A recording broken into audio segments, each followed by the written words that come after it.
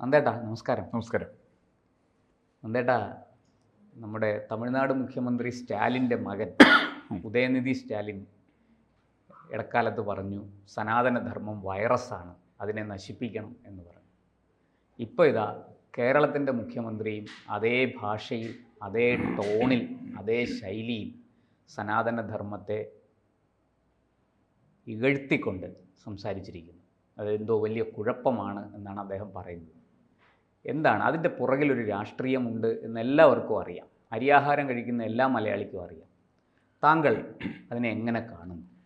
ഞാനത് മുഴുവൻ കേട്ടിരുന്നു, പ്രസംഗം കേട്ടിരുന്നു. എനിക്ക് സത്യത്തിൽ തോന്നിയത് പിണറായി വിജയൻ അതിനകത്തൊന്നും അദ്ദേഹം ഒന്നും പറഞ്ഞിട്ടില്ല. അദ്ദേഹം എഴുതി കൊടുത്ത സാധനം അവിടെ വന്നിട്ട് വായിക്കുകയായിരുന്നു. അപ്പോൾ അത് എഴുതി കൊടുത്തത് ആരാണെന്നുള്ളതാണ് പ്രശ്നം. കാരണം ഈ മൈക്കിൽ നമ്മൾ പ്രസംഗിക്കുമ്പോൾ മൈക്കിൻ്റെ കുഴപ്പമെന്ന് പറയുന്നത് വലിയ കഥയൊന്നുമില്ലല്ലോ. പ്രശ്നം അത് പ്രസംഗിക്കുന്ന ആളുടെയാണ്. സമാനമായിട്ടുള്ള രീതിയിൽ അവിടെ പിണറായി വിജയൻ വന്നിട്ട് ശിവഗിരി തീർത്ഥാടനം ഉദ്ഘാടനം ചെയ്തുകൊണ്ട് നോക്കി വായിച്ച പ്രസംഗം ആരെ എഴുതി കൊടുത്തു എന്നുള്ളതാണ്.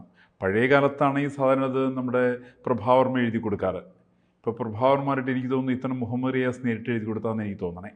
അതിൻ്റെ എല്ലാ ലക്ഷണം അങ്ങനെയുണ്ട്. കാരണം അതിനകത്ത് സംസ്കൃത ശ്ലോകമൊക്കെ ഉദ്ധരിച്ചിട്ടുണ്ട്. അതിലൊന്നുള്ളത് ഗോബ്രാഹ്മണേഭ്യ ശുഭമസ്തു നിത്യം, ആ വരി തെറ്റാണ്.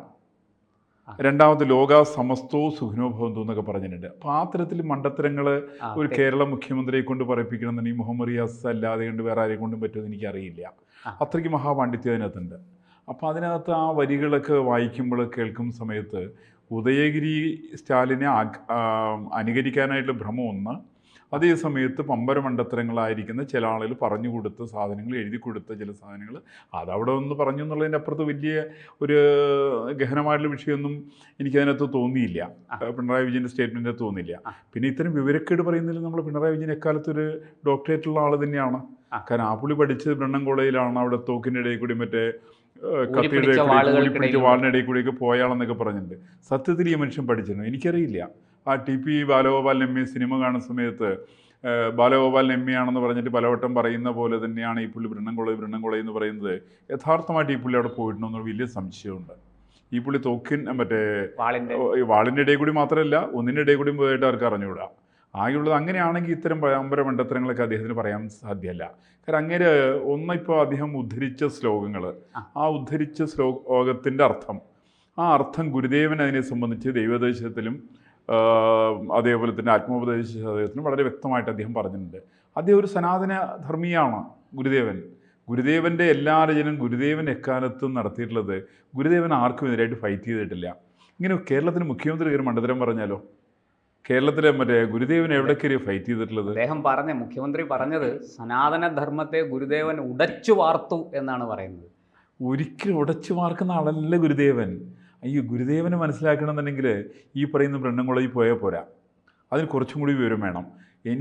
ഞാൻ മനസ്സിലാക്കുന്നത് ഗോബ്രാഹ്മണേഭ്യ അസ്തു ശുഭമസ്തു നിത്യം എന്നുള്ള വാക്ക് അദ്ദേഹം കടമെടുത്ത് പറയാൻ കാരണം ഈ ബ്രാഹ്മണനോടുള്ള ദേഷ്യമാണത്. അത് സത്യത്തിൽ എനിക്ക് തോന്നുന്നു പിണറായി വിജയൻ്റെ EMS നമ്പൂതിരിപ്പാടിനുള്ള കടുത്ത എതിർപ്പാണ്. ഈ EMS ശങ്കരൻ നമ്പൂതിരിപ്പാട് ജീവിച്ചിരിക്കുന്ന കാലത്ത് പിണറായി വിജയനെതിരായിരുന്നു, CIT ഗ്രൂപ്പിനെതിരായിരുന്നു. അതിൻ്റെ ചില എതിർപ്പുകളൊക്കെ ഇദ്ദേഹത്തിന് തികട്ടി വരുന്നുണ്ട്.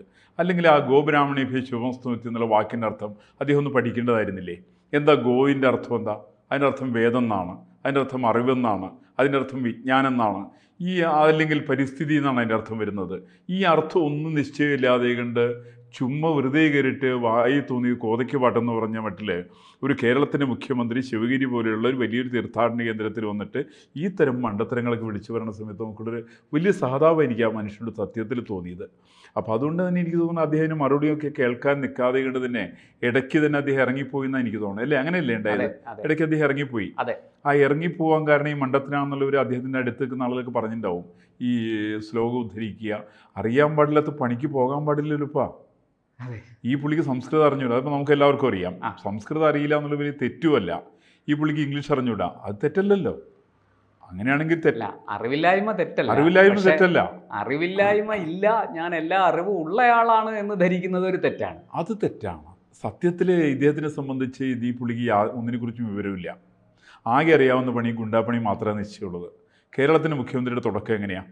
അയാൾ 1969 കാലത്ത് നടന്നിട്ടുള്ള ഒരു പാവപ്പെട്ട വാടിക്കൽ രാമകൃഷ്ണനെ കൊന്ന കേസിൽ പ്രതിയായിട്ട് പൊതുരംഗത്തേക്ക് പ്രത്യക്ഷപ്പെടുന്നു. അതിനുശേഷം നടത്തുന്ന കണ്ണൂർ ജില്ലയിൽ നടക്കുന്ന എല്ലാ സർവമാന കൊലപാതക കേസുകളിൻ്റെയും ചുക്കാൻ പിടിക്കുകയോ അതിന് പിന്താങ്ങുകയോ ചെയ്തിട്ടുള്ള ആളാണ് പിണറായി വിജയൻ. അല്ലാണ്ട് പിണറായി വിജയൻ എങ്ങനെയാണ് ഗുരുദേവനെ മനസ്സിലാക്കുക? എവിടെ നിന്നാണ് ഗുരുദേവനെ പഠിക്കുക? എവിടെ നിന്ന് ഗുരുദേവനെ മനസ്സിലാക്കുക? ആരാ ശങ്കരാചാര്യൻ? ഈ പുള്ളിക്ക് വരെ നിശ്ചയമുണ്ടോ? ഈ ശങ്കരാചാര്യാണ് ഇതിനെക്കുറിച്ച് വ്യക്തമായിട്ട് വിവക്ഷ കൊടുത്തിട്ടുണ്ട്. ശങ്കരാചാര്യർ ഈ ബ്രാഹ്മണേഭ്യ ശുഭമസ്തുതിൻ്റെ കൃത്യമായിട്ടുള്ള കൊടുത്തിട്ടുണ്ട്. അതിനുശേഷം ലോകാസമസ്ത സുഖനുഭവം എന്ന് പറഞ്ഞാൽ അതിൻ്റെ അർത്ഥവും പിണറായി വിജയന് മനസ്സിലാവില്ല. ലോകത്തിന് മുഴുവൻ സുഖം ഉണ്ടാവട്ടെ എന്നാണ് പ്രാർത്ഥന. ഇതൊക്കെ പിണറായി വിജയന് മനസ്സിലാവാത്തതുകൊണ്ടാണ്. നമുക്ക് പിണറായി വിജയന് കുറ്റപ്പെടുത്താൻ പാടില്ല. നേരത്തെ പറഞ്ഞ മാതിരിയാണ്, വിവരക്കേട് ഒരു തെറ്റല്ല വാസ്തവത്തിൽ. ആ വിവരക്കേട് അദ്ദേഹം അവിടെ വന്നിട്ട് വിളിച്ചു പറഞ്ഞു. ആ വിളിച്ചു പറയുന്നതിന് അനുവാദം കൊടുത്ത ആളുകളുടെ ഭാഗത്താണ് എനിക്ക് അതിനകത്ത് വലിയ മിസ്റ്റേക്ക് തോന്നിയത്. അനുവാദം കൊടുക്കുന്ന ആളുകൾ ഇതിനെക്കുറിച്ച് കുറച്ചുകൂടി വ്യക്തമായിട്ട് മനസ്സിലാക്കണമായിരുന്നു. അത് എൻ്റെ അകത്ത് വലിയൊരു മിസ്റ്റേക്കുണ്ട്. കാരണം ഇദ്ദേഹത്തിന് ഈ പറയുന്ന ഒരു ശിവഗിരി തീർത്ഥാടനം ഉദ്ഘാടനം ചെയ്യാനായിട്ടുള്ള യാതൊരു മഹിമ അദ്ദേഹത്തെ സംബന്ധിച്ചില്ല. അത്തരം ഒരു അസ്ഥാനത്ത് വരുന്ന സമയത്ത് വിവരക്കേട് വിളിച്ചു പറയുന്നത് സ്വാഭാവികമാണ്. അത് അദ്ദേഹം പറഞ്ഞു എന്ന് മാത്രമേ ഉള്ളൂ. ഞാൻ അതിലൊരു പ്രത്യേക രാഷ്ട്രീയം ഞാൻ കാണുന്നുണ്ട്. അതേക്കുറിച്ച് അങ്ങയോട് ചോദിക്കാം.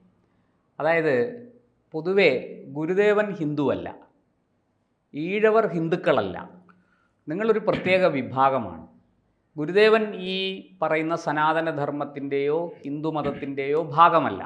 അപ്പം അങ്ങനെ നിൽക്കുന്ന നിങ്ങൾ ഒരിക്കലും ഈ ഹിന്ദുത്വത്തിനോട്, ഹിന്ദുമതത്തിനോട്, ഹിന്ദുത്വ രാഷ്ട്രീയത്തോട് അടുക്കരുത്, അങ്ങനൊരു സന്ദേശം പിണറായി വിജയൻ അതിലൂടെ കൊടുക്കുന്നുണ്ടോ? അല്ല, അത് മുഹമ്മദ് റിയാസിൻ്റെ രാഷ്ട്രീയമാണ്. അദ്ദേഹത്തിൻ്റെ മതചിന്തയുടെ ഭാഗമാണ്. അദ്ദേഹത്തിൻ്റെ ഇസ്ലാമിക തീവ്രവാദത്തിൻ്റെ ഭാഗമാണ്. മരുമകന് വേണ്ടിയിട്ട് മാത്രം പറഞ്ഞാണ് ഈ പുള്ളി.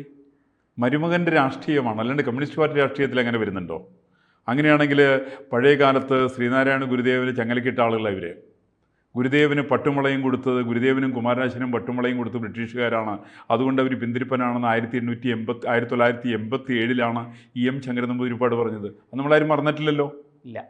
അങ്ങനെ പട്ടുമുളയൊക്കെ സ്വീകരിച്ചിട്ടുള്ള പിന്തിരിപ്പനായിരിക്കുന്ന ഗുരുദേവനെ പിടിച്ചിട്ട് എങ്ങനെ പുരോഗമനവാദിയായിട്ട് പറയാനിട്ട് എവിടെ നിന്നാണ് പിണറായി വിജയൻ്റെ ഈ വിവരം? എവിടെ നിന്നാണ് അത് കിട്ടുന്നത്? പിണറായി വിജയനും മുഹമ്മദ് റിയാസിൽ നിന്ന് തന്നെയാണ്. അത് ഇസ്ലാമിക തീവ്രവാദത്തിൽ നിന്ന് തന്നെയാണ് ലഭിക്കുന്നത്. അതിൽ നിന്നാണ് ഹിന്ദുക്കളിലുള്ള നായരൊരു വിഭാഗമാണ്, ഈഴവൻ വേറൊരു വിഭാഗമാണ്, പുലയൻ വേറൊരു വിഭാഗമാണ്, പറയൻ വേറൊരു വിഭാഗമാണ്.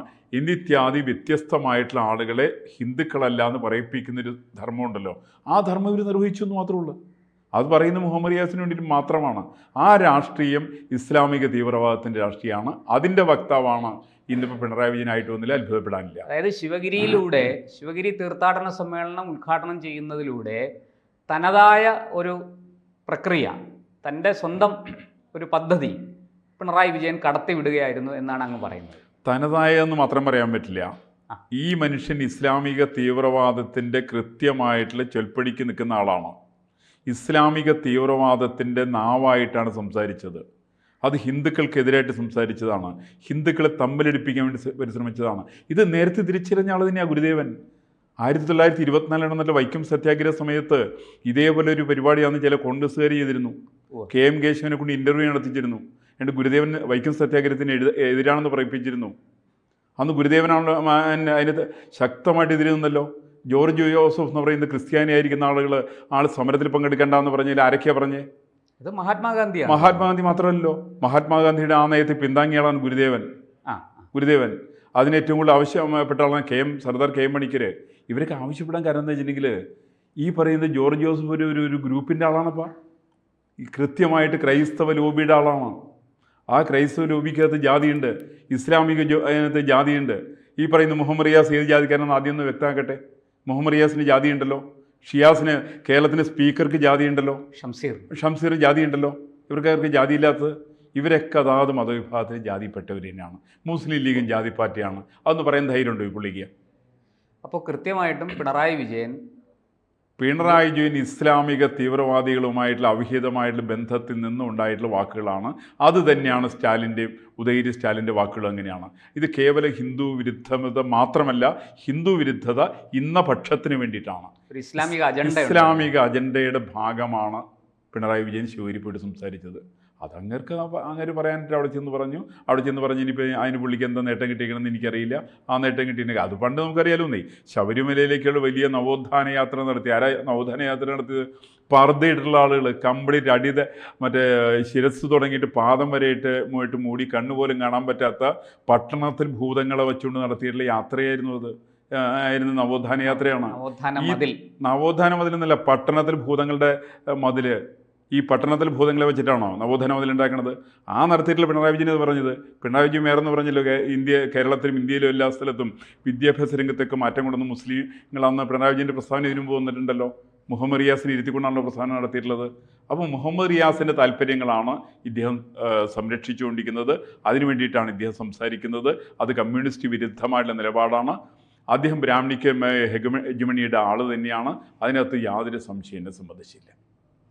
എന്തായാലും ശിവഗിരി ഇക്കാര്യത്തിൽ പ്രതികരിച്ചിട്ടില്ല. പക്ഷേ സനാതനധർമ്മ വിശ്വാസികളായ ഒരുപാട് ആചാര്യന്മാരടക്കം ഈ വിഷയത്തിൽ പ്രതികരണവുമായി വന്നിട്ടുണ്ട്. അവർ പ്രതിഷേധിച്ചിട്ടുണ്ട്. നമുക്ക് കാത്തിരിക്കാം എന്താണ് സംഭവിക്കുക. ശിവഗിരി നിന്ന് ഔദ്യോഗികമായി ഇക്കാര്യത്തിൽ എന്തെങ്കിലും മറുപടി വരുമോ എന്നറിയില്ല. പക്ഷെ അവർ ഇതിനെ അനുകൂലിക്കാൻ സാധ്യതയില്ല. ഗുരുദേവനെ ഈ തരത്തിൽ ഉപയോഗപ്പെടുത്താൻ അവർ നിന്നുകൊടുക്കില്ല എന്ന് തന്നെയാണ് പൊതുസമൂഹത്തിൻ്റെ വിശ്വാസം. അത് ഗുരുദേവനെ കൃത്യമായിട്ട് മനസ്സിലാക്കിയിട്ടുള്ളവർ, നമ്മൾ വേറെ ആരെയും പഠിക്കേണ്ട. ഗുരുദേവനെ കൃത്യമായിട്ട് മനസ്സിലാക്കിയിട്ടുള്ള ആളുകൾക്ക് ആർക്കും ഇന്നലത്തെ പിണറായി വിജയൻ്റെ പ്രസംഗം ഞാൻ തന്നെ പറയുന്നില്ല, ജൽപ്പനത്തെ ഒരു കാരണവശാലും പിന്താങ്ങാൻ സാധിക്കില്ല. അത് തികച്ചും അനൗചിത്യമാണ്, അനവസരത്തിലാണ്, വിവരക്കേടിൻ്റെ പര്യായമാണ് മനുഷ്യൻ. കേരളത്തിൻ്റെ ശാപമാണ്. ഒരു സംശയത്തെ സംബന്ധിച്ച കാര്യത്തിലില്ല. എന്തായാലും നമുക്ക് കൂടുതൽ കാത്തിരിക്കാം. ഇനി ഇക്കാര്യത്തിൽ എന്തൊക്കെ വിവാദങ്ങളാണ് ഉണ്ടാകാൻ പോകുന്നതെന്ന് അറിയില്ല. വരുന്ന കാലയളവിൽ അതെല്ലാം നോക്കാം. നന്ദി. തീർച്ചയായിട്ടും. നന്ദി, നമസ്കാരം.